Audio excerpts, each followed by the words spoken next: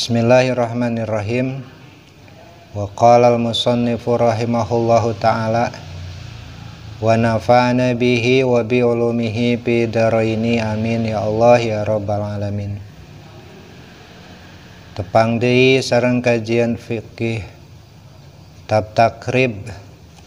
ngertelakeun sunnah-sunnahna puasa. Wa yustahabu sareng disunahkeun bisaumi nalika saum salah satu asya'a tilu pirang-pirang perkara. Jadi disunahkeun nalika puasa teh puasa Ramadan tilu perkara. Ahaduha salasa hijina salasah eta takjil fitri bersegera buka puasa atau nabi enggal-enggal buka puasa. Intahak koko lamun tos yakin saha as-shaimu jalminu puasa guru basyamsi kana sorupna panon poe. Janten lamun tos yakin matahari tos terbenam maka bersegeralah berbuka puasa. Fa'in syaka maka lamun mangmang itetos guru samsi fala yu'ajjilul fitro maka ulah gagancangan eta jalma nu puasa kana buka puasana. Wa yusanu sareng disunahkeun naon ayub tiro buka puasa na teh si shaim teh ala tamrin ku korma garing wa ila maka lamun teu aya tamrin mun teu aya tamrin teu aya korma famain maka cekap ku cai. Wasani sareng ari kaduana dina perkara sunnahna puasa eta takhirus suhuri ngaakhirkeun sahur tuang bade puasa. Malam yaqo salagena teu tumiba ieu ngahirkeun sahur teh fisakin dina mangmang. Fala yuakhiru maka ulah ngakhirkeun si shaim wa yahsulu sareng dipandang hasil atawa cukup naon as-sahuru sahur biqalilil akli ku katuangan anu sakedik. Jadi sunnah nu kadua teh sahur barang tuang sateu acan awal puasa sanaos katuangan teh sakedik sahuap wasurbi atawa ku eut tos lebet sahur. Wasalisu sareng anu katiluna sunnahna puasa teh eta tarkul hajri disunahkeun puasa teh ninggalkeun perkara-perkara nu kotor. Ail fuhsi tegasna mah kaawonan minal kalami tina ucapan. Jadi ninggalkeun ucapan-ucapan nu awon. Al fahisi anu awon payasunu maka kedah ngaraksa saha as-shaim jalmi nu puasa lisanahu kana lisana anil kadzibi tina bohong wal ghibati sareng gibah wa nahwi zalika atanapi saumpamana bohong sareng gibah. Kasyatmi saperti nyarekan atanapi nyela hiji jalma. Wa in satamahu maka lamun eta shaim teh dicela ku batur, dicarekan ku batur, diajak fahisah ku batur saha ahadun hiji jalma fal yaqul maka kedah ngucap ijal minum puasa marataini kana dua kali aw salasan atawa tilu kali inni shaimun ucapan inni shaimun hartosna kaula keur puasa. Jadi mun diajak ku kaawonan bejakeun dua atau tilu kali mah sanyana kaula teh keur puasa. Hima bilisanihi anakalana kulisana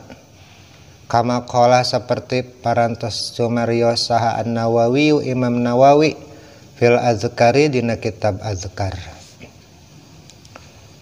au biqalbihi atau ku hatena lamun teu wantun ku cariosan na hate kamana qalau sakomatos nukilkeun kana qalbu Ar-Rafi'i Imam Rafi'i anil a'immati ti pirang-pirang para imam waqta soro sareng ngaring kasih Imam Rafi alaihi kana eta kaul sarajengna puasa nu diharamkeun wayah rumo sareng diharamkeun naon siamu khamsi ayamin puasa 5 poe diharamkeun puasa anu 5 poe ieu al-idayani kahiji puasa dina lebaran aw saumu yaumil idil fitri wa idil adha atau maksudna puasa dina lebaran idul fitri sareng idul adha tekenging saum wa yaumut tasyriki sareng poean tasyrik wahyari poean tasyrik eta salah satu tilu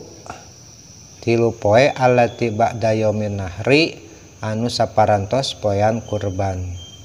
Jadi Idul Fitri, Idul Adha jeung 3 hari saparantos ibadah kurban tekenging puasa. Aya puasa nu hukumna makruh tahrim. Wa yukrahu sareng dimakruhkeun tahriman halna makruh tahrim. Naon saumu yaumi syaki puasana dina poe manu mangmang bila sababin bari teu aya sabab yak tadi anu meredih eta sabab saumahu kana saumna eta yaumu syak. Wa syara sareng parantos isara sa'al musannifu pangieu musannif tiba suwari dina sapalihna pirang-pirang gambaran hada sababi ari ieu sabab biqaulhi ku pangandikana musannif illa aywafiqa angin lamun ngakuran ieu poe adatan kana adah kana kebiasaan fahu ka eta jalma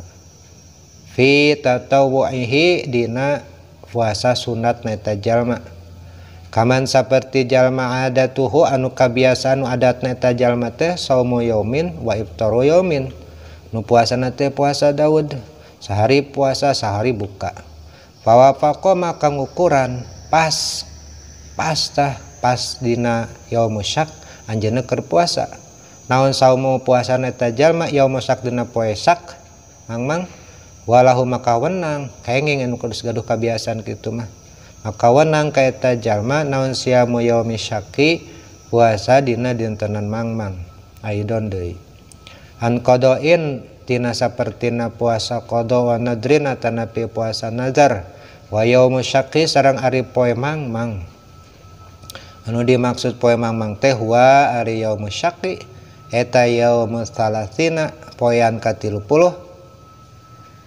min Sya'bana tina sasi Sya'ban idza lam yura di mamana teu katinggal naon al hilalu hilal lailataha dina wengiana salasin atawa wengiana poe nu ka30 tina Saban ma'as sahwi sarta caangna langit wa tahaddasa sareng caritaan atau perkataanna saha annasu manusia biruyatihi anu ninggal hilal walam yu'lam sanaos teu diuninga eta jalma teh teu diuninga eta ru'yat teh saha adun ku jalma nu adil ku alim ku jalma nu dipercaya ra'ahu anu ningali jalma adil kana hilal aw syahida tanapi nyaksian bi ru'yatihi kalawan ninggalna hilal teh sasebianun pirang-pirang budak leutik aw abidun atanapi hamba sahaya aw fasaqatun atanapi jalmi nu fasik waman wati'a yen rangkeun jima hukuman jima anu dilakukeun dina siangan Ramadan waman ceng sajalma wati anu ngawati anu jima ieu man pina hari Ramadan dina sianganna bulan Ramadan hala kaunihi dina tingkahna eta jalma teh amidan sengaja jimana teh sengaja fil parji kana parji wa huwa sareng eta jalma teh eta mukallafun tos mukallaf bisaumi dina milampah puasa wa nawa sareng niat eta jalma minna laili dina wengina wa huwa sareng eta jalma teh ta'asiman anu milampah dosa jalma nu ngawati ka bojona kanu parjina sengaja terus mukallaf terus niat dina wengi narek puasa eta teh jalma teh asim jalma nu milampah dosa bihadal wati ku sabab ieu ngawati li ajli saumi karena arah-arah ngalakonan puasa teh fa alaihi maka wajib ka eta jalma naon al qada wal kafaratu mayar qada sareng ngalaksanakeun kafarat wahia sareng ari kifaratna eta jalma eta itqu raqabatin ngamerdekakeun budak mukminatin anu mukmin wa fi badin usai jeung satina sapalihna nasna matan risalah namatan salimatin budakna teh anu salimah anu salamat minal uyubi tina cacat al mudirati anu bisa ngaganggu atau ngamadaratkeun bil amali kana pagaweanana wal kasbi atanapi kasabna fa ilam yajidha maka lamun teu mendakeun jalma hak ka eta hamba saya teh fasiyamu maka saum stasiman sahraini mutatabi'aini 2 bulan bari jeung kudu tuluy-tuluy puasana teh tong kasela fa ilam yastati maka lamun teu mampu si man kana sahraini mutatabi'aini fa ilam yastati maka lamun teu mampu si jalma saumahuma kana syahrain mutatabi'ain puasa 2 bulan berturut-turut fa'id amusitina maka kedah maparin katuangan eta si jalma kagenep puluhan miskinan jalmi miskin au fakiran atanapi jalmi fakir 60 jalmi likuli miskin tina saban-saban sajalmi miskin teh mudun ari samud ai mima tegas nama tina perkara yujaziu anu nyukupan ieu ma ieu katuangan teh fi shadaqatil fitri dina sedekah fitri. Jadi 2,5 kg kali 60 jalmi. Fa in jaja maka lamun apas itu si jalma anil jami'i tina sadayana istaqarat maka jadi katetepan naon al kafaratu kifarat teh fi zimmatihi dina tanggungan eta jalma. Tah lamun teu bisa mayar tiluanana merdekakeun teu bisa puasa teu bisa maparin katuangan teu bisa fa iza qadara maka lamun kawasa geus mampu eta jalma tina ba'da zalika 100 apasna ke maju mun gaduh milik ala khaslatin kana hiji perkara bagian min hisal kafarah tina pirang-pirangna bayar kifarat fa'alaha maka migawe atau mayar eta jalma kana salah sahiji kifarat. Jadi lamun tos mampu sangke jaga irah-irah wae maka wajib keur anjeunna mayar kifarat di antawisna memerdekakeun hamba saya di antawisna puasa 2 bulan berturut-turut atanapi maparin 60 katuangan kajalmi anu fakir atanapi miskin. Mudah-mudahan manfaat. Barakallahu li wa lakum.